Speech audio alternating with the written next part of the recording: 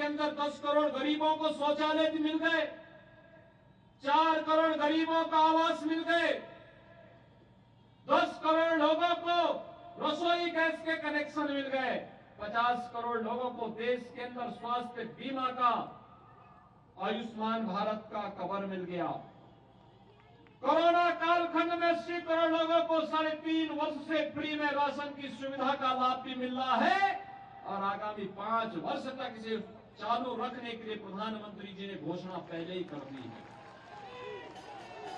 भाइयों बहनों, ये गांव, ये गरीब, ये किसान, ये नौजवान, महिलाएं, दलित, वंचित, वनवासी, जनजातीय, ये कब कांग्रेस के एजेंडे के हिस्से थे? कांग्रेस में तो उनके नेता एक ही बात कहते थे कि देश के संसाधनों पर पहला अधिकार मुसलमानों का है।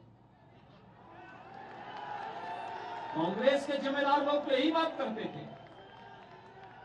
भाइयों बहनों, मोदी जी ने ठीक इसके विपरीत कहा। मोदी जी ने कहा नहीं, देश के संसाधनों पर देश के गरीब का अधिकार है, देश के वंचित का अधिकार है, देश के दलित का अधिकार है, देश के नागरिकों का अधिकार है। और भाइयों बहनों, इसके लिए उन्होंने नारा दिया था, सबका साथ, सबका विकास।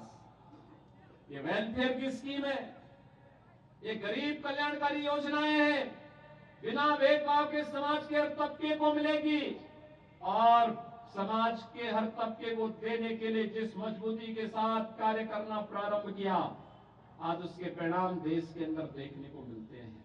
मोदी जी के लिए तो 142 करोड़ की आबादी का भारत ही उनका परिवार है। कांग्रेस के लिए भाई बहन यही उनके परिवार का हिस्सा है। वो इससे बाहर नहीं उभर सकते, लेकिन मोदी जी 142 करोड़ की आबादी को अपना परिवार मानते हैं। और इसलिए भाइयों बहनों, हम आपके पास आए हैं कहने के लिए, कांग्रेस विकास नहीं करा सकती। 40 वर्ष से कांग्रेस के विधायक, कांग्रेस के सांसद, कांग्रेस का राज देश के अंदर और प्रदेश के अंदर सर्वाधिक समय तक कांग्रेस ने शासन किया। लेकिन अभी हम देख रहे थे छिंदवाड़ा एयरस्ट्रिप, बहुत छोटी सी पटरी। भाइयों बहनों, जहां का मुख्यमंत्री हो रहा हो, केंद्र सरकार में मंत्री रहे हो और विकास पीछे, विकास का कोई नहीं, अपना विकास स्वयं करा लिया हो और छिंदवाड़ा के विकास के बारे में कोई सोच न हो, इसको आप क्या कहेंगे? और इसीलिए आज मैं आपसे आह्वान करने के लिए आया हूं। कांग्रेस विकास नहीं करा सकती, गरीब कल्याण नहीं करा सकती, आतंकवाद की समस्या का समाधान भी नहीं कर सकती, कम से कम आस्था का ही सम्मान कर देते। वो अभी तो नहीं किया। कांग्रेस ने तो, आप मुझे बताइए, काशी में काशी विश्वनाथ धाम प्रधानमंत्री मोदी जी के मार्गदर्शन और नेतृत्व में आज बन गया है। भाइयों बहनों, आज से 6 वर्ष पहले काशी में बाबा विश्वनाथ का दर्शन करने के लिए जब श्रद्धालु जाता था, 5 श्रद्धालु एक साथ नहीं जा सकता था, और आज 50,000 श्रद्धालु एक साथ आ जाए तब भी दर्शन कर लेगा। भव्य धाम बन गया है। कांग्रेस के समय में उत्तराखंड में केदारनाथ पूरी तरह अप्राकृतिक आपदा की चपेट में आ गई थी। मोदी जी ने केदारपुरी का फिर से पुनरुद्धार करवा दिया। भाइयों बहनों, सोमनाथ मंदिर के पुनरुद्धार का कार्य हो, सुंदरीकरण का कार्य हो, या फिर महाकाल के महालोक की अनुभूति,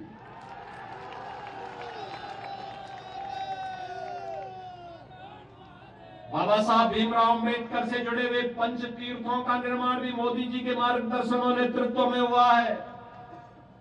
और यही नहीं, 500 वर्षों का इंतजार समाप्त करके अयोध्या में भगवान राम के भव्य मंदिर का निर्माण। क्या कांग्रेस कर पाती? क्या भाइयों बहनों, कांग्रेस के नेताओं ने तो कहा था कि राम और कृष्ण हुए ही नहीं। संभवतः कमलनाथ जी भी उस कैबिनेट के सदस्य थे जिस कैबिनेट ने एक एफिडेविट दिया था सुप्रीम कोर्ट में कि राम और कृष्ण हुए ही नहीं। यानी वे राम और कृष्ण के अस्तित्व पर प्रश्न खड़ा करते हैं। यहां यानी इसका मतलब सनातन धर्म के अस्तित्व पर प्रश्न खड़ा करते हैं, हमारे अस्तित्व पर प्रश्न खड़ा करते हैं। भाइयों बहनों, भारत के अस्तित्व पर प्रश्न खड़ा करती है कांग्रेस, और इसीलिए मैं कहता हूं कांग्रेस देश की समस्या का नाम है, देश का बोझ बन चुकी है कांग्रेस। इससे जितनी जल्दी मुक्ति पा सकोगे भाइयों बहनों, उतनी जल्दी विकास तेजी के साथ आगे बढ़ेगा, उतनी तेजी के साथ आगे बढ़ेगा।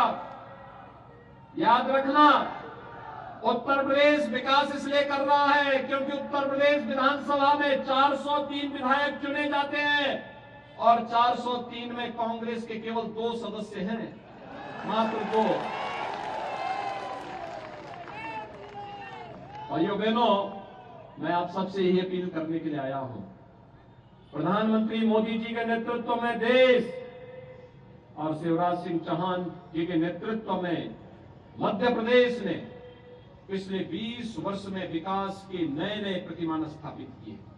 आज मेडिकल कॉलेज बन रहे हैं, IIT, IIM, AIIMS, highway, railway, rapid rail, metro नए नए बन रहे हैं, एयरपोर्ट बन रहे हैं। और विकास के लिए, नौजवानों के रोजगार के लिए, सुरक्षा और सुशासन के लिए ये डबल इंजन की सरकार आवश्यक है, और डबल इंजन की सरकार के लिए ही आपसे अपील करने के लिए आया हूं। छिंदवाड़ा में 7 विधानसभा क्षेत्र हैं और छिंदवाड़ा विधानसभा क्षेत्र में श्री विवेक बंटी साहू मजबूती के साथ एक युवा और जुझारू नौजवान आपके साथ कार्य करने को तैयार है। भाइयों बहनों, आपसे ये अपील करने के लिए आया हूं मैं,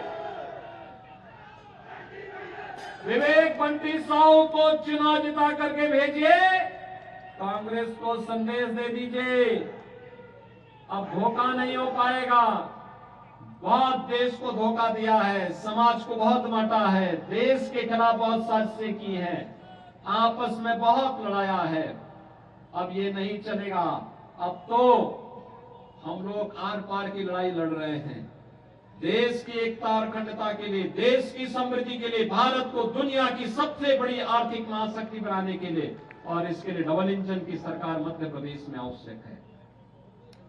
भाइयों बहनों, जब हम लोग अयोध्या राम मंदिर आंदोलन चलाते थे, कांग्रेस के लोग हंसते थे, कहते थे क्या कर लेंगे, हम कहते थे मंदिर बनाएंगे।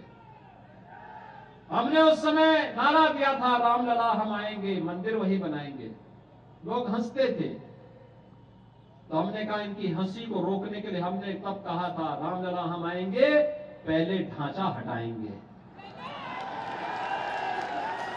और भाइयों बहनों, आज आपने देखा होगा ढांचा हट गया, फिर हमने कहा मंदिर बनाएंगे, तो कांग्रेस के लोग फिर हंसते थे, कहते थे कि देखिए ये लोग मंदिर बनाने की बात कर रहे हैं, तिथि नहीं बताएंगे। हमने कहा तिथि भी बताएंगे। और भाइयों बहनों, मंदिर भी बन रहा है और 22 जनवरी को प्रधानमंत्री मोदी जी के कर कमलों से रामलला विराजमान भी होंगे। छिंदवाड़ा के आप सभी कार्यकर्ता और आप सभी नागरिकगण अयोध्या में दर्शन करने के लिए 22 जनवरी के बाद आने के इच्छुक है ना?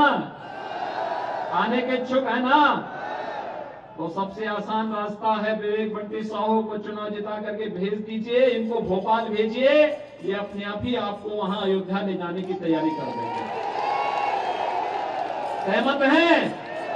सभी लोग सहमत हैं? सभी लोग? तो भाइयों बहनों, ये इस चुनाव की अंतिम सभा है। अब इसके बाद आपको घर घर जाना है, मतदान परसों मतदान होना है प्रातःकाल से।